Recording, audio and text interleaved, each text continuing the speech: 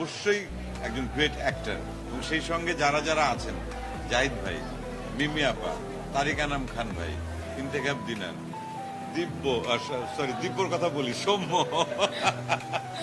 দিব্য সৌম্য ছাড়া একজনের নাম বলা হয় না, একসাথে দুটো নাম চলে আসে। সৌম্য, সাদিয়া আইমান, তারপরে আমার কথা বাদ দিলাম, জয়া হোসেন, অপি করিম। তা একটা ফুল প্যাকেজ এখানে আছে এবং খুব মজা করে সবাই অভিনয় করেছে এবং প্রাণ খোলা। এবং আমার মনে হয় সিনেমাটি দেখতে দেখতে একটা জিনিস ফিল হচ্ছে যে এই যে সবাই মিলে এক হয়ে যাওয়া না, দ্বিধা দ্বন্দ্ব, অনেক সময় অনেক ধরনের কমপ্লেক্সের ভেতর দিয়ে আমরা চলাফেরা করি, নির্মল কোনো বিনোদন মানে সহজ সরল ভাবে আমরা আসলে গ্রহণ করি না।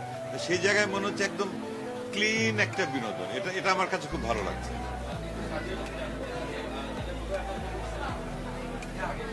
দ্বিতীয়, সেলিম ভাইয়ের সঙ্গে একটা সিনেমা করেছে তো, গ্যাস সেলিম ভাই, কাজে